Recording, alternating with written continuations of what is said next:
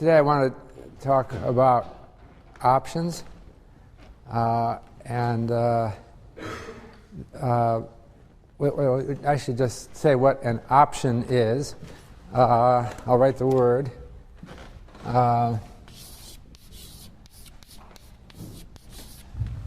It's a contract that has an owner, and the owner of the option contract has rights defined in the contract either to buy or sell something, let's say a share of stock, at a specified price and specified date. Okay? So there's two kinds. There's a put and a call. Okay? A put option is the right to sell.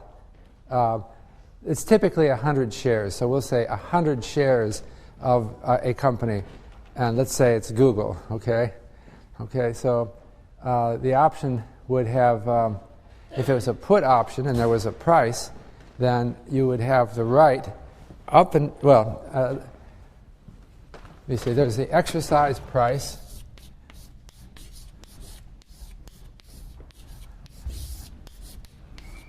also known as the strike, and there's the exercise date.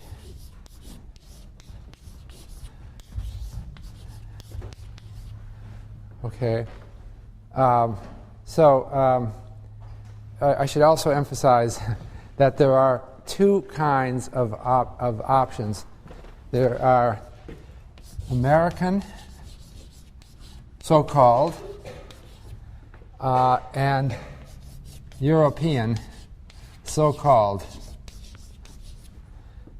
It has nothing to do with whether they are in America or Europe, because in Europe they trade both American options and European options, and in America they trade both American options and European options. So it's very unfortunate terminology.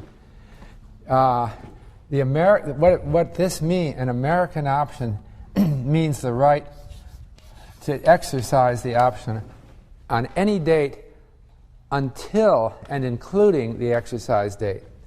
And with European, it's only on exercise date. So that's what those words mean. So usually we're talking about American options. And so if you have an American option, American put option on shares of some stock, then you have the right, anytime you feel like it, until the exercise date, to sell that option at the price specified in the contract called the exercise price. Okay? If it's European, you have to wait until the exercise date, and then you have 1 day when you can do that. A call option is the right to buy, okay, a share of stock, or whatever it is, whatever is specified in the option. And in a traditional option, there's two parties. There's the buyer of the option, and usually we present them from the perspective of the buyer of the option. The buyer of the option pays a price to buy the option, not to be confused with the exercise price, and then has, depending on whether it's American or European, has until the exercise date to exercise the option. But the buyer doesn't have to do anything. You can just do nothing. You buy the option, and if you do nothing, it becomes worthless, because the only way the option ever gives you value after you buy it is if you exercise it, meaning you say, I will use my right to buy or sell. The other party is the writer of the option. Because it's a contract, it has to be between two parties. So somebody is on the other side. Okay, and you can do either one. You can either buy or write an option. Okay, so if you make this clear, if you write a call option, then what you are committing yourself to do as the writer, you sign the contract from the writer's contract, which goes along with the buyer's contract, which provides rights to the buyer. If you write a call option, then you, and say it's American, then you are signing a contract, and let's say it's on stock, to deliver 100 shares to the other guy, the buyer, whenever that guy feels like it. And that guy will pay you the contracted price. And so it doesn't seem like much fun to be a writer of an option, because you're just sitting there waiting for this other person to make up his or her mind. But there's a benefit, namely you get the money. The buyer of the option pays you up front for providing this right to the buyer. And so writers of options write them hoping that they expire unexercised, and that's when they make money. If you write an option and the buyer of the option pays you the money up front, and then you never hear from the buyer again, then that's the way you like it. And so you make money by writing options and hoping that they don't get exercised. Okay. And of course, you can write a put option, and that means if you write a put option, you are signing a contract that says that whenever this other guy on the other side, the buyer, decides to, that guy will sell you 100 shares at the specified price. Okay? So, again, you're laying yourself open to whenever this guy wants to. You've got to receive 100 shares and pay the money. Okay. Now, these kinds of contracts are very old. And in fact, we had a conference over the weekend at the Yale School of Management it was a very interesting conference. I've never experienced anything quite like it. Maybe I should put the website up for you to look at. There's a book. It's called The Great Mirror of Folly,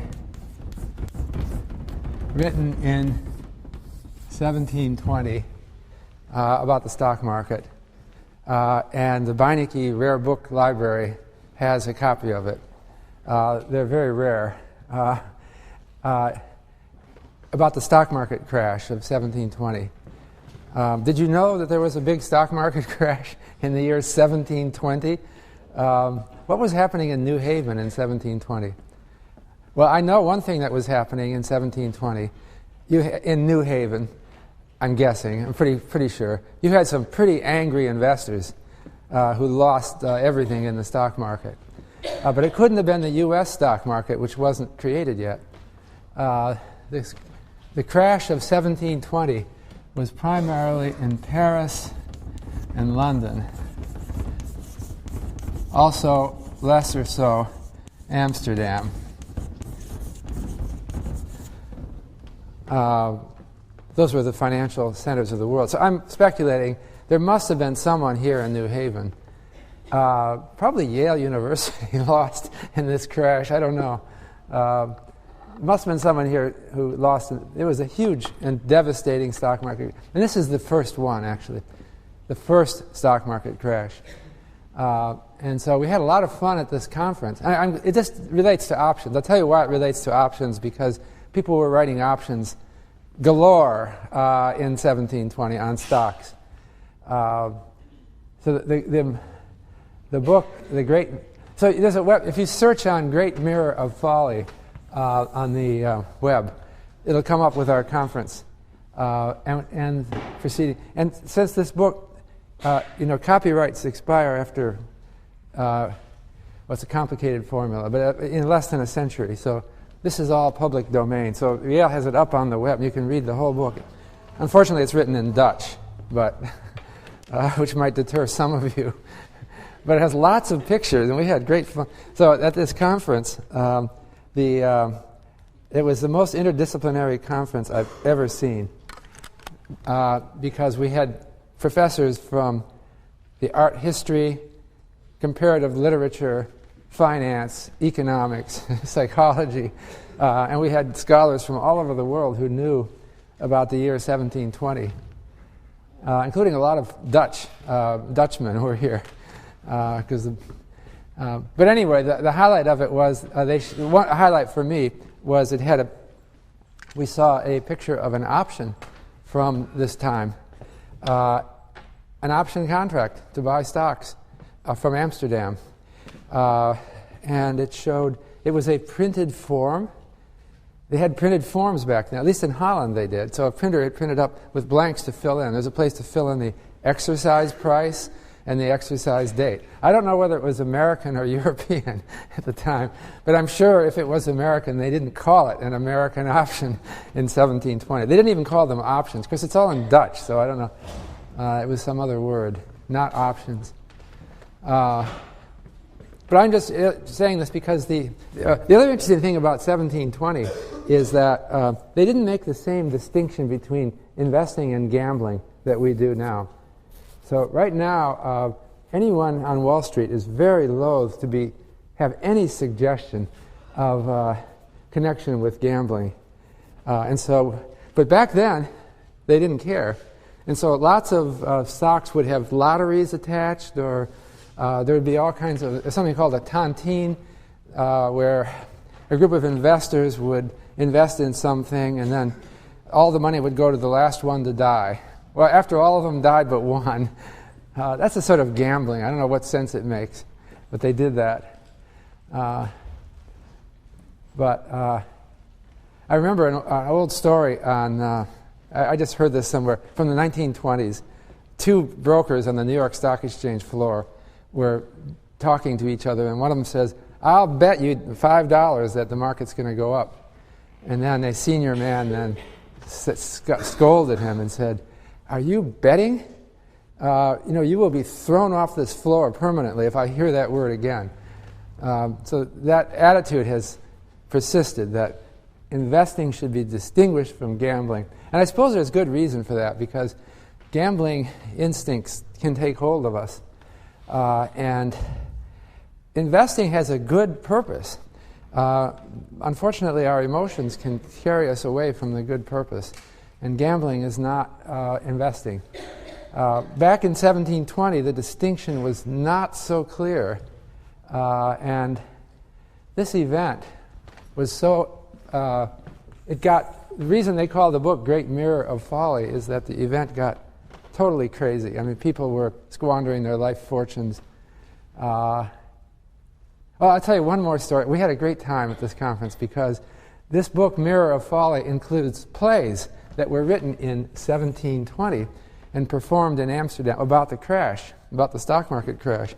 So the organizers of this conference got some students from Saybrook College to perform one of the plays from Great Mirror of Folly. Is anyone here from Saybrook? Okay. You weren't I didn't see you there, though. And so there was a scene in the play where a young woman is being told by her father that he intends for her to marry a very promising young man who is speculating in stocks and will soon be rich. And she is very skeptical about being forced to marry. She has somebody else in mind. But the father says that other young man is worthless. He'll never amount to anything. But she stuck by her guns and insisted that I will never marry a man who's in love with the stock market. We don't know what happened because it's all fictional. But as we know, the whole stock market crashed, so she was right in 2 counts, probably. Anyway, that's all about options are very old. but they've emerged more recently as very important contracts. And in particular, what they didn't have in 1720, in fact, they didn't have anywhere until recently, is an options exchange. So the problem with a traditional option is that it's a contract between two parties, okay? And if you buy an option, you're at the mercy of this other person.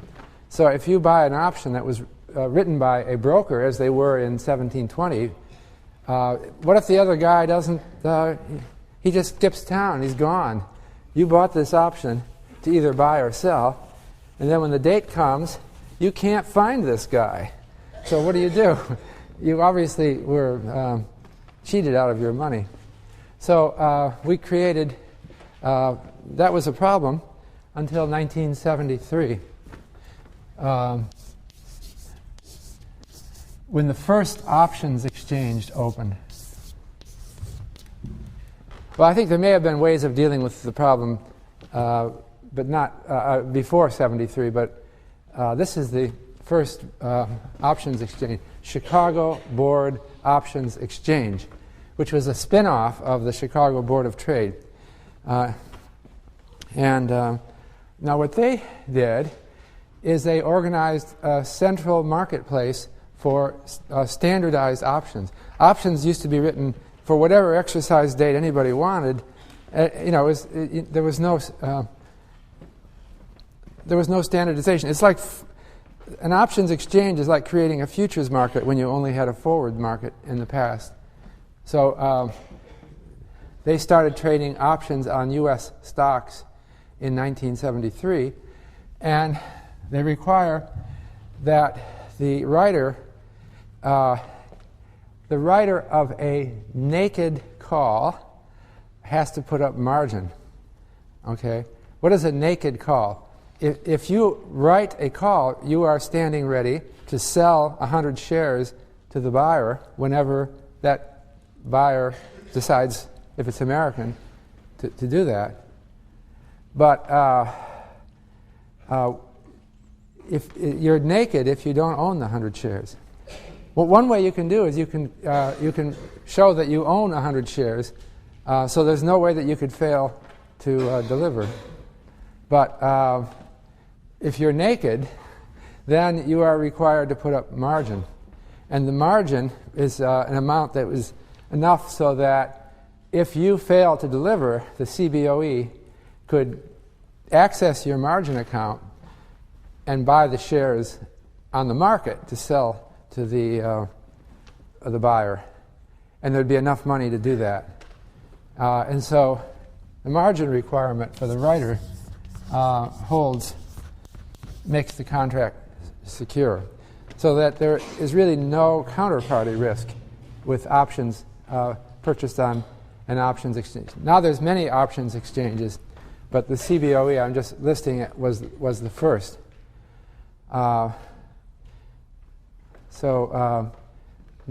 futures exchanges sell options on futures. That's the same thing as an option on a stock, but instead of a stock contract, it's a futures contract. So, and that would be done at the CME group, which is a futures exchange. But that's just, we're just talking about where you can do these things. So did I explain the concept of options?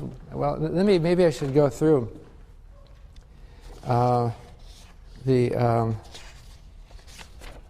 what is my... Okay, I have here a plot illustrating a call option. Okay, on the horizontal axis, I have stock price. There it is. Okay, that's $0 a share, $5 a share, $10 a share, and I'm showing it up to $45 a share. Okay. Now, I'm going to illustrate the intrinsic value of an option with a $20 strike price. Now, the option would be typically for 100 shares, but I'm going to describe it as if it were an option to buy 1 share. Okay? So that would be 1/100th of a typical option. Okay? So this broken straight line is what we call the intrinsic value of the option, which is the money you could get if you exercised it right now. Okay? If you decided, well, we'll never have intrinsic value negative because you wouldn't exercise. So let me explain what this means. Suppose you own an option with an exercise price of $20, all right, and the price of a share is $15. What is the value of that option today, the intrinsic value? Well, it's nothing, because the option gives me a right to buy a share at $20, but hey, I can buy it in the stock market for $15, so I would never exercise the option today, right? It would be worthless. It would be worth minus $5 if I exercised it today, because I would be paying $20 for something I could get for $15. But I'm not going to call it minus 5. I'm going to call it 0, because you won't exercise it, right? So if the stock price is below the exercise price, I have a value. This on the vertical axis is the intrinsic value of the call. I have to distinguish it between actual value.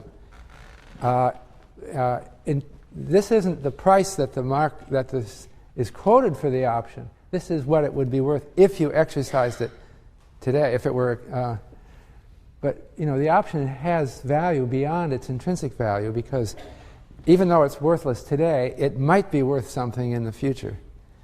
And I'll come back to that. But I'm just talking about intrinsic value, right?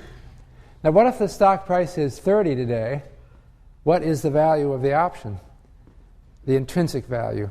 Well, it's going to be 10, obviously, right? Because if you exercise it today, you're buying the stock for $20, and you can sell it today for $30 on the stock market. So the difference is $10. So this line here, it doesn't look like this is a 45-degree angle here. It doesn't look like it, but that's what it is. It has a slope of 1. So that's how, it's very simple. The intrinsic value for a call is just a broken straight line. It breaks at the exercise price. Okay? So I'll give you a little bit more jargon. In this region, we say the option is out of the money. That means exercise today, it would be worthless. And this one right here is called at the money. If the stock price is equal to the exercise price, then the stock, we call the option at the money, and for a call. Here, if the stock price is above the exercise price, we say it's in the money. All right? And this line goes off to infinity. I just stopped it there. That's straightforward, right? But anyway, this does illustrate something about options that is different from anything we've discussed before. This is a broken straight line, not a straight line.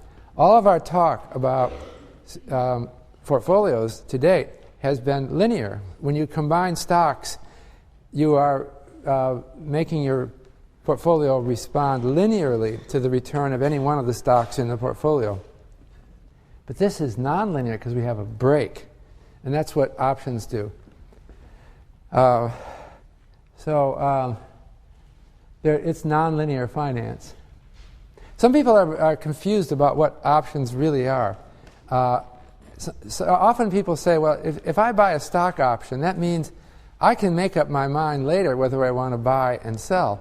And so, I'm just getting the right to be indecisive or to...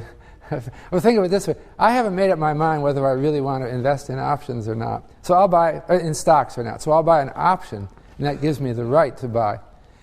Well, you could say that, and a lot of people think that way. Like a company will think, we're trying to decide whether we want to build this shopping center. So we'll buy an option on the land underlying where we would build this shopping center, and we'll think more about it and decide whether it's a good idea to build a shopping center. Well, that you could do that, but there's something a little bit misleading about that reasoning, because whether or not you decide to build the shopping center, if you buy an option on the land, you will always exercise it if it's in the money on the exercise date, whether you build the shopping center or not, right? Suppose you couldn't decide whether to build a shopping center and you bought an option on land, and then someone comes in and says, well, we have to make up our mind today.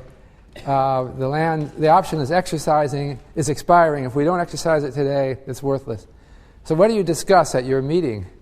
You don't discuss whether we're going to build the shopping center or not. That's irrelevant. You discuss what can we sell the land for. And if we can sell it for more than the exercise price, we will always exercise it, right? So there's no, it's, the assumption in finance is that all options that are in the money on the exercise date are exercised. And there's no choice. The word option might be misleading because you could choose to be dumb and not exercise it, but that's not what it's about. On the other hand, options really are central to our thinking about a lot of things. I'll give you an example of an option that you might not consider an option. And this is the option to marry somebody. And so sometimes people will complain that their boyfriend or girlfriend cannot commit, right? We've been going out for 3 years. It's time that we get married. But this person, the counterparty, cannot seem to decide. But actually, one view of that situation could be that this person is just better schooled in finance than the other. Because one principle of finance is that you should never exercise an American call early, right? I'm not this cynical about relationships. I'm just telling you a story that comes to mind. You never want to, I'll come back to that, you never want to exercise an American call early. So that's why there isn't an important distinction between a European and an American. But just in the case of relationships, suppose your girlfriend or boyfriend really wants to marry you and is still giving you time, then you instinctively know you should wait as long. I'm saying not really, but I'm saying in terms of theory, you should wait until the last day when this other person says it's now or never. Because there's always exercise, there's always option value, there's always a chance. Maybe that will come clearer. I don't know if you like my analogy. I'm not cynical about these things, as some people are. Yeah, Peter. Doesn't that present a risk-free arbitrage opportunity, though, when you buy a put option, if you buy the stock? This is a call option up here, but this is a call. I'm going to show you a pit, but go ahead. What arbitrage? Oh, okay, yeah. So I just thought if you buy 20 and the option's going to give you the right to sell 30. See, the price, I'm going to come back to that. The price of the option will always be above that line. So there's no arbitrage. There are possible. It depends on if the price is wrong, there are arbitrage. Let me come back to that.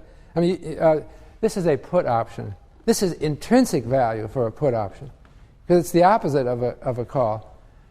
If the strike price is 20 and the stock price is selling for 15, then you can see that it's in the money.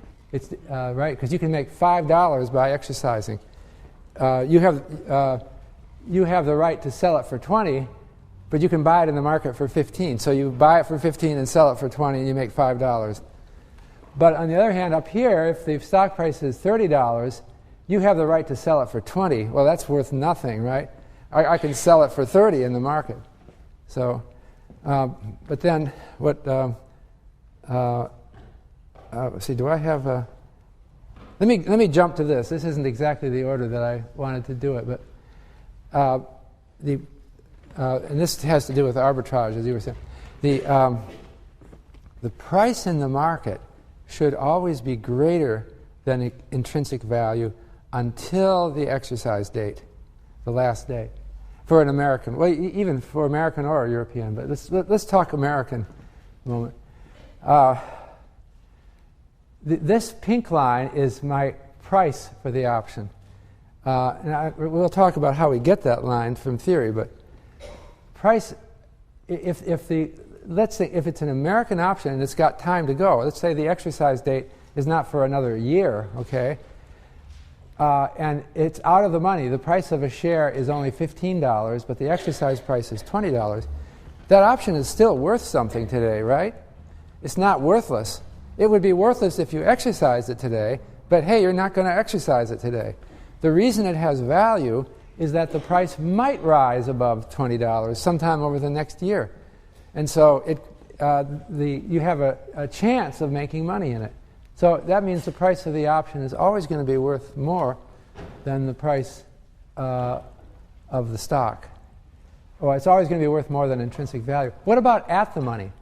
An at the money option, where if the price of a share is 20 and the option and the exercise is 20, exercise it today, it's worthless. But it has to be valuable because 50-50 chance the stock price is going to go up. And so you have a good chance of making money on it.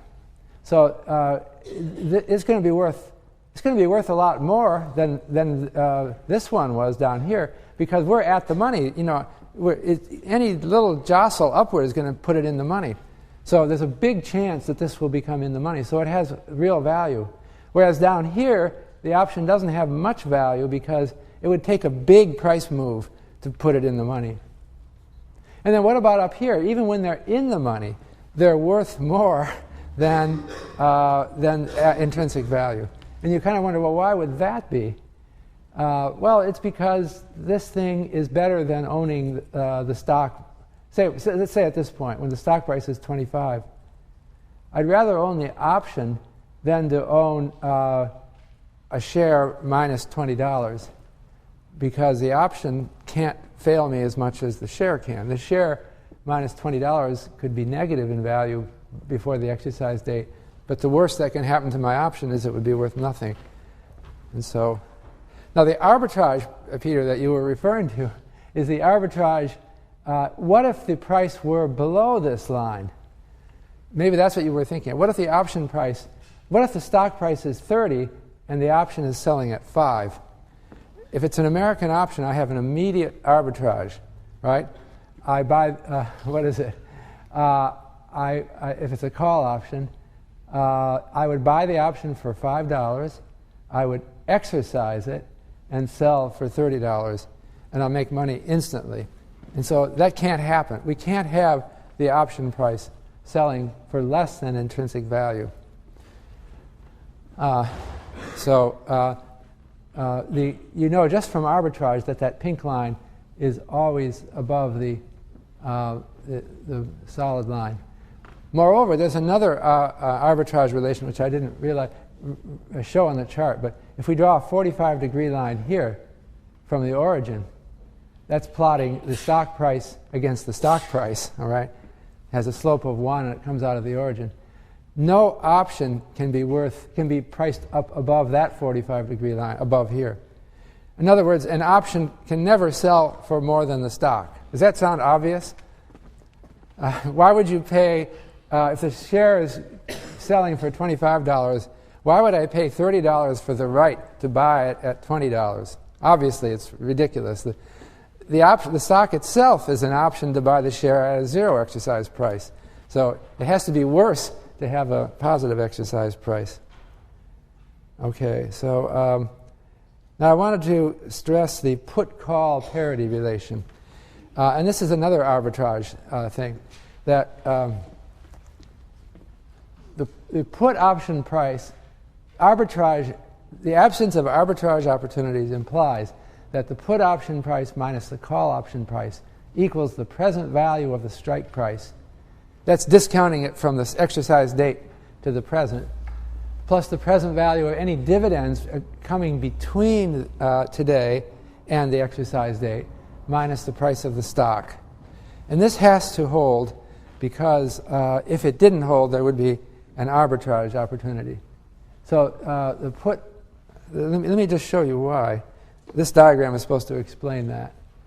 I've got here the intrinsic value of the call, which is the yellow line, and this is an intrinsic value of a put. We've got them both at the same exercise price, all right? And then I've shown here the stock price in the blue line.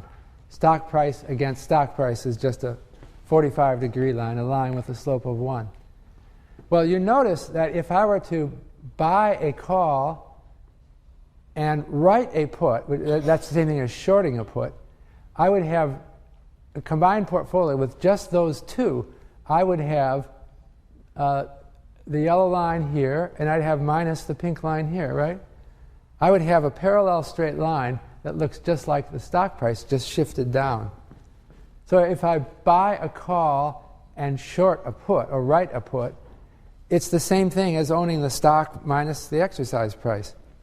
And so that's what we have in the put-call parity relation. So that we're taking account of dividends. That diagram didn't show the fact that stocks might pay dividends between now and the exercise date. But you can see what I was just saying. Well, I said call minus put. Well, this is put minus call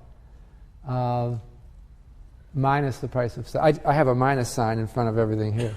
But it's just what that diagram shows. So what put-call parity means is that we only need a theory of either call prices or put prices, and then the other one falls right out of put-call parity. Okay? All I need is a theory of call prices. So we will just forget about puts, and we'll just talk about calls from now on. And then if I give you a problem to ask you, what is the put price? What is the price of a put? You would go in and calculate the price of a call, and then calculate the put option price. We'll put this on the right-hand side of the equation. The put price would equal the call price plus the present value of the strike price plus the present value of dividends minus the price of the stock.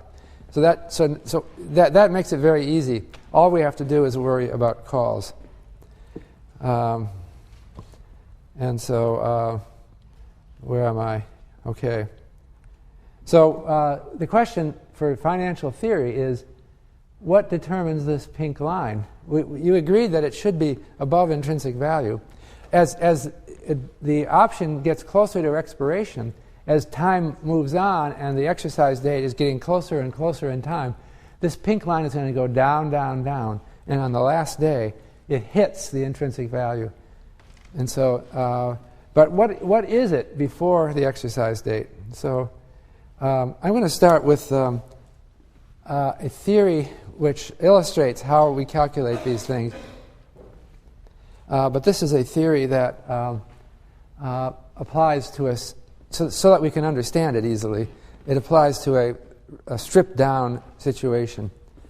Well, I'm going to derive the price of an option under the assumption that it's very simple. There's only one period between now and exercise. It's a European option. We're going to exercise it in one. We have an exercise date of one period. And also under the restrictive assumption, and this is for pedagogical purposes, just to simplify option theory, that the stock price, S is the stock price today, okay? And this stock is very special because next period it can have only two values. It's S times U if the stock goes up. U stands for up. And it's S times D if the stock price goes down. And what I'm saying, what's arbitrary here is I'm saying that there's only two possible prices for the stock next period, SU or SD. That's not real world because, as you know, there's all kinds of infinite number of possible prices next period. But again, this is just, I think that we should be able to figure out what the price of a call option on this stock should be worth. It's very simple. Well, I say it's very simple, but the people who invented this won the Nobel Prize for this. So I don't want to make it. This wasn't so simple in the history of financial thinking.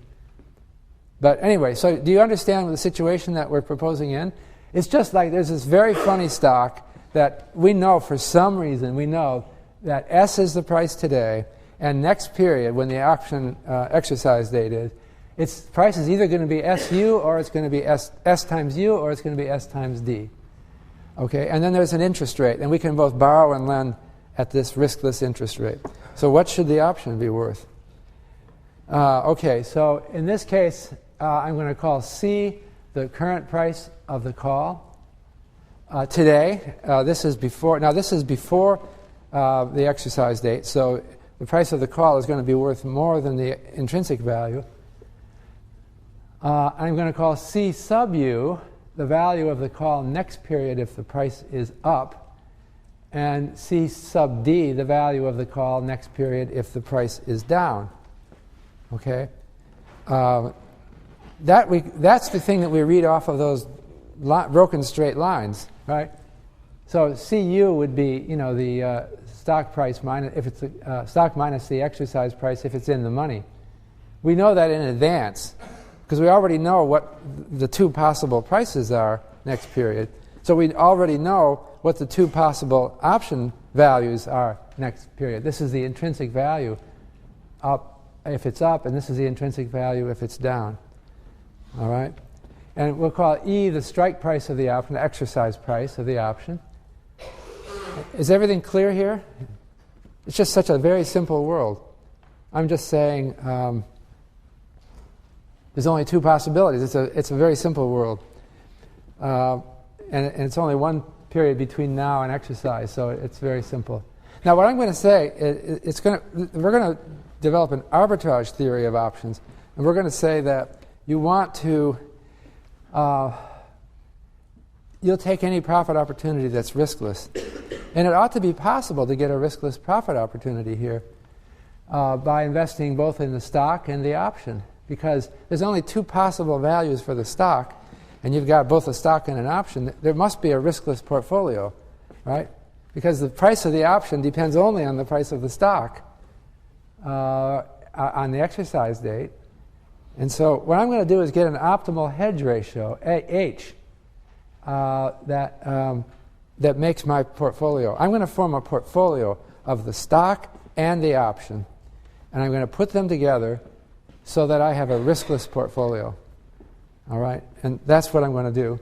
And out of that is going to fall a value for the price of the option. So this is what you want to do, okay? We're looking for a riskless profit opportunity. Let's consider this. We're going to write one call and buy H shares, okay? And I'm going to pick H so that I have no risk at all. And it's easy to see how you do that, because we already know, before the exercise date, we know that if the price goes up, it will be worth UHS, my portfolio. If I have H shares, the H shares will be worth UHS, right?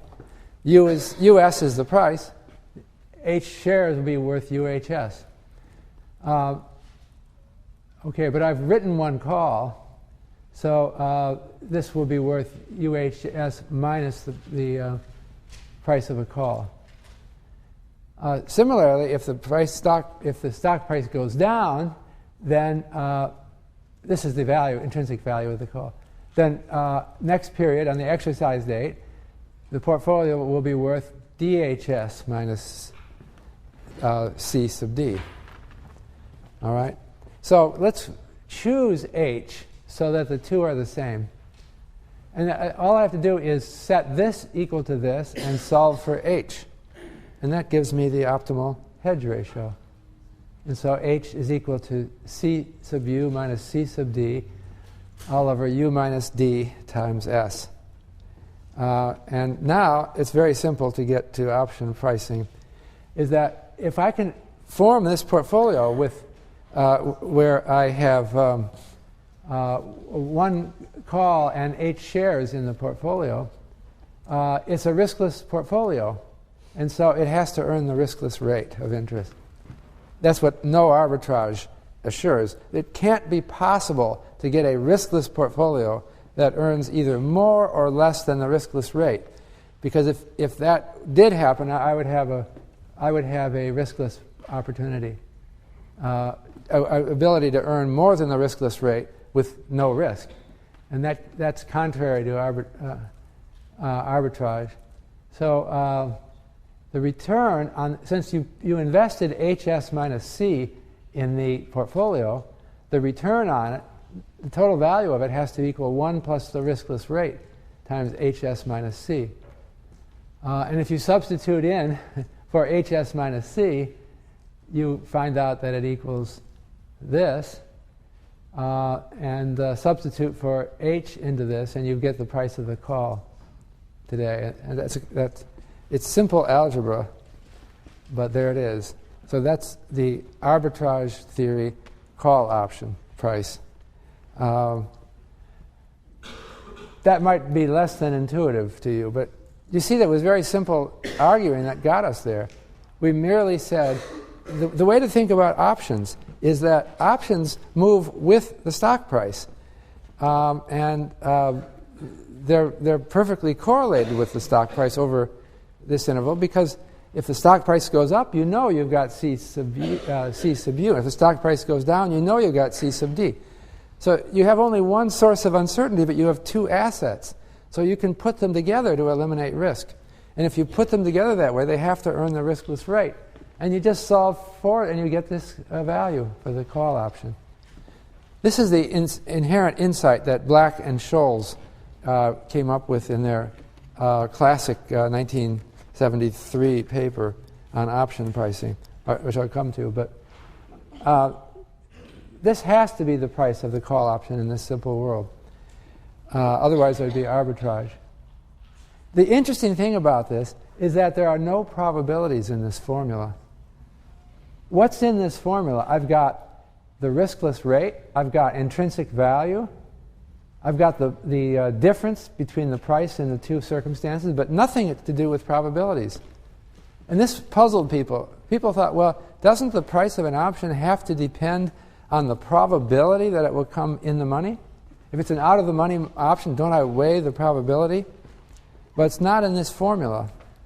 You might say it's implicitly in the formula because the relationship of S to SU and SD involves probabilities, but it's not in this formula. So Black and Scholes, in their famous paper, used this kind of reasoning to get to the standard option contract, which option formula. And I'm not going to derive it because the mathematics is quite a bit more difficult, but it's exactly the same logic that I just went through with the binomial option pricing formula. And so this is one of the most famous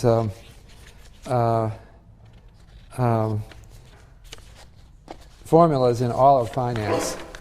What Black and Scholes did is, under certain assumptions about the stochastic properties of stock prices, and under the assumption of no arbitrage opportunity, they came up with a formula that an option price should follow if there's no arbitrage. So I'm just going to present their formula, and then we'll think more about options. But now, the Black-Scholes formula, called T the time to exercise. Before, I just said it was, when we talked binomial, I just had, I said it was one period hence. But now we're allowing the exercise date to be any distance in the future. So T is the time to the exercise date. And this is for a European option, although it's often used to apply to American options as well. And we'll call sigma squared the variance of the one-period price change. Okay? And n of x is the cumulative normal distribution function, which you can find on Excel. It's called norm dist. And so I don't want to get into these details. This is the formula that Black and Scholes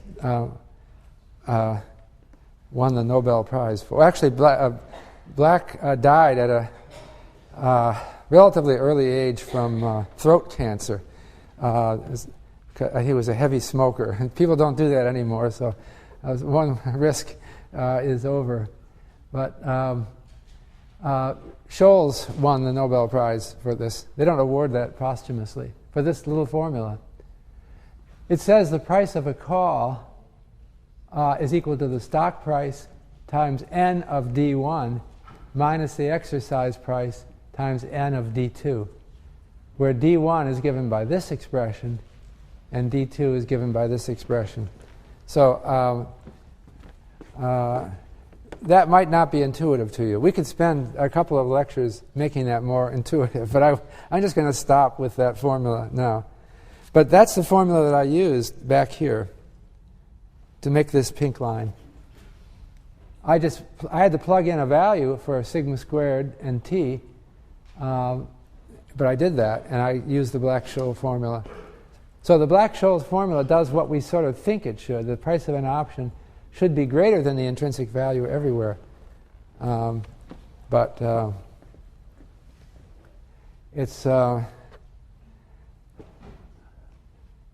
here's the exact equation. So this is one of the most famous equations in finance. It might even be on if you have a financial calculator, you might have a key that you can press. It's already on your laptop, so you don't even know it, probably. Or maybe, depending on what kind of programs you have. But it's easy to compute in Excel. You just have to use this norm dist. This cumulative normal distribution function is not something you can do by hand. You have to use because it would involve an integral that doesn't have an analytic solution. But you can get it on Excel. Now, the critical problem with the Black-Scholes formula, however, is getting some of these parameters that have to go into it. And the tough one is sigma squared. Most of the other things we know. If you're trying to actually price an option using Black-Scholes, S we already know. That's just the stock price. E is the exercise price. We know that. That's written in the option contract. T is the time to expiration date. We know that. That's written in the contract. R is the riskless interest rate. Well, that's easy to tell. That's just quoted in the market. There's only one thing that remains that's tough, and that's sigma squared. That's the variance of the stock price. Black-Scholes says you have to know how variable the stock price is to price an option. And intuitively, you can see it. Isn't it obvious that the more variable the stock price, the more valuable the option is, right? If the variance were 0, then the option would just be the intrinsic value, right? Because there's no chance for the stock to do anything unexpected. So if it's out of the money and variance is 0, the option is worthless. If it's in the money and the variance is 0, then it's worth something, but it's only worth the intrinsic value. If sigma squared is 0, the price can't move anywhere. So there's no problem. As sigma squared increases, the option gets more and more valuable. If it's out of the money, it's getting more and more chance to come into the money. And so that's in the formula. So the key variable in the Black-Scholes formula is the variance of the underlying stock price. And that's the kicker. That's the hard part. People who trade options use the Black-Scholes formula, but there's a problem. And the problem is you've got to plug in a number for sigma squared. So what number should I plug in? Well, you might say, let's take historical numbers, all right? I know pretty much what the variance of stock price changes is. Let's use the historical variance. So I wanted to show you the historical variance of stock price. I have it, since I like history, I go all the way back to 1871. So what I did to compute this chart is I took the S&P composite, or S&P 500 index, back to 1871. This is my spreadsheet, which is on the web under our classroom materials. And I took a 6-month moving average of 6-month changes, 6-month standard deviation of the percentage price change for every month from 1871 July to April of 2008. And the important thing to understand here is that the variance is not constant through time. It moves around. There are high variance periods for stock prices and low variance periods. I like to look at this picture because it's interesting. The first thing that is interesting is that overall the market has been remarkably consistent for over 100 years, right? The variance back in the 19th century doesn't look any different. Nothing has changed in 130 years. The market has always been volatile. There's only one thing that jumps out at you when you look at this picture, and that's these numbers in here, right? You notice those numbers in the middle? That was the Great Depression of the 1930s. And something went really haywire in the financial markets in the Depression. This is 1929. It wasn't so much 1929. Well, remember, this is a 6 month. It's a lagging 6 months. So where does it, maybe the 1929 crash is here or somewhere. I'm not sure exactly where it is, but something went really haywire after 1929, and the markets got extraordinarily volatile for a while. That was a crisis period in American history that shows up really well on this picture. But since then, nothing much has happened. It's interesting to look recently. This doesn't look very important. It shows how important our lifetimes are in the broad sweep of history. But your lifetimes are from in this region right here, right? But the thing that's interesting is that we have been recently in a very low volatility period for the stock market. This is around 2003. We were in a high volatility period in the 1990s, nothing like in the Great Depression, but high in the 90s. And then volatility just collapsed, and the markets were the deadest and dullest place to be in the world, stock market. Partly I think this is because who knows why this was. I'm going to throw out a wild suggestion.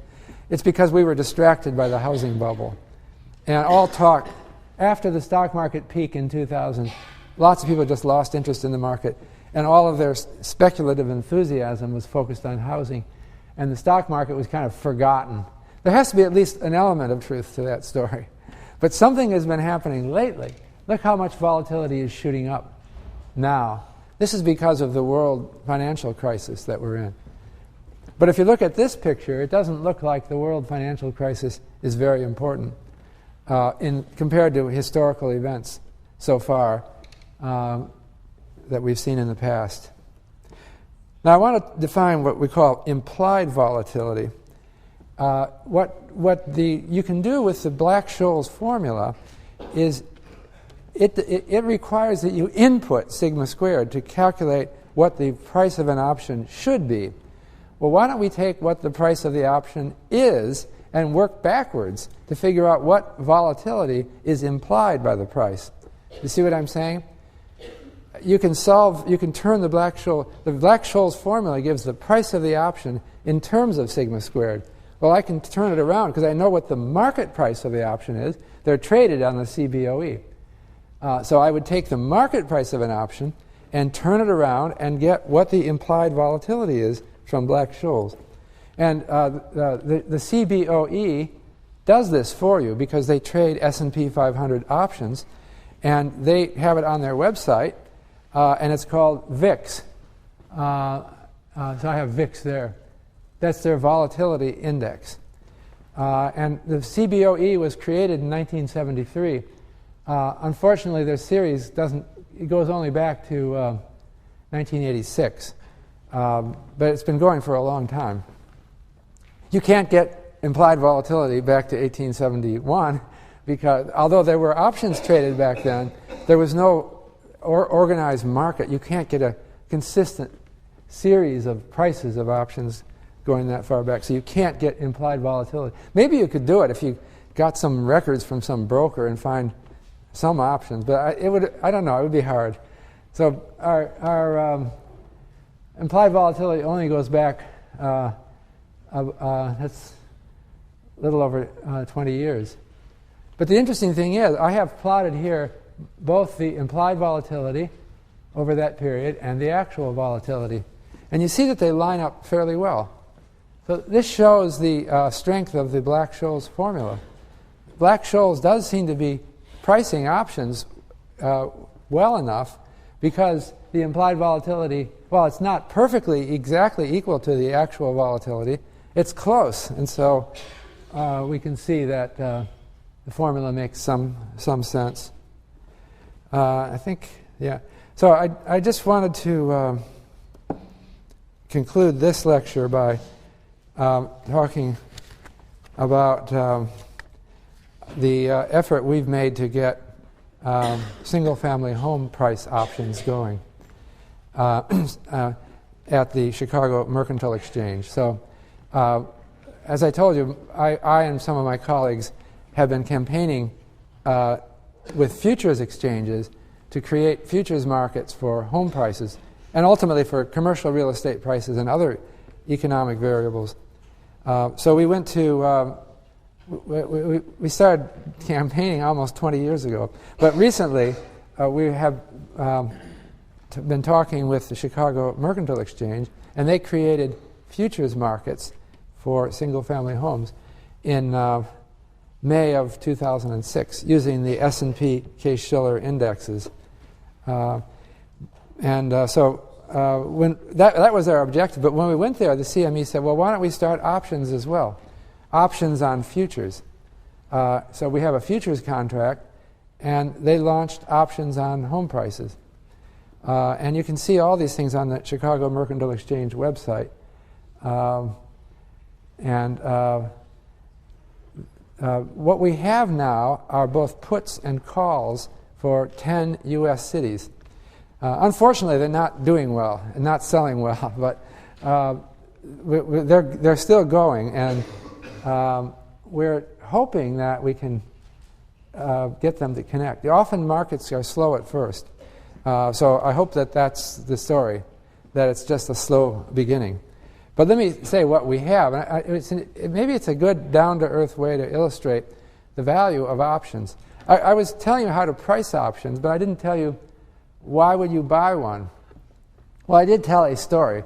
At the beginning, I talked about an investor wanting to invest money in options and a writer hoping that the option will expire unexercised and hoping to make money.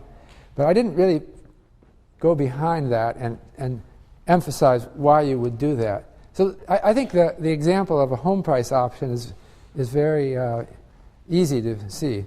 And let's consider a situation that someone, I don't think any of you are homeowners here, right, at this point. Maybe some of you are, probably not. But try to imagine that you bought a house a couple years ago, okay? And now the housing market is collapsing. You bought that house probably on a mortgage, so you borrowed 80 or 90% or maybe even more of the money to buy the house.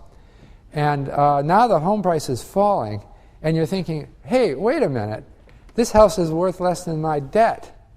And you start to get upset. You're thinking, well, I'd like to move to another city. But then you realize, I can't do it. If I sell my house, I won't be able to pay off the mortgage. I'll be bankrupt before I can't move. And this is very real. In fact, Economy.com, a consulting firm, estimates that in the United States today, 10% of all homes are underwater in that sense. The mortgage debt is greater than the value of the home. And that number is increasing every day as home prices continue to fall. So some people are very upset. So what can they do? Well, one thing they can do, or they could have done a couple of years ago if they had thought to do it, they could buy a put on the home on homes in the city where they have a house, right? So I put in, let's say I put in $500,000 into a house, and I'm worried that its price might fall. Well, if you buy a house and you buy a put on that house together, the two together eliminate your risk. So let's think of it as just buying a put on a house rather than on an index. I buy the house for $500,000. I put up $400,000, and so I put up $100,000. The mortgage puts up $400,000. I'm underwater if the house drops $100,000, right? I've lost my mortgage debt exceeds my. I don't want that to happen. So why don't I just buy a put on the house, which is a right to sell the house at $400,000 until some exercise date, right? Then I can't possibly be underwater. If I ever decide to move, if it's an American option, I can just if the price of my house is less than $400,000, I'll just exercise my put. There's no way for me to get wiped out. In fact, I could buy a put at $450,000, and that way I would always be sure that I have $50,000 left. So that's the idea of using options as a hedging mechanism. And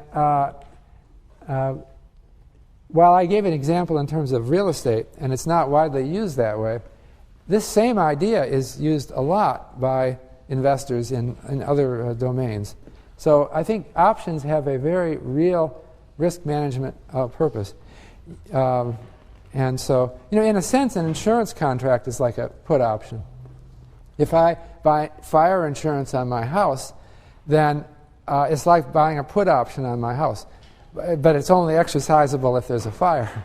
So what it says is if my house burns down, the put option, I can sell whatever remains at a price which is determined by the insurance contract. It's the same as a put option.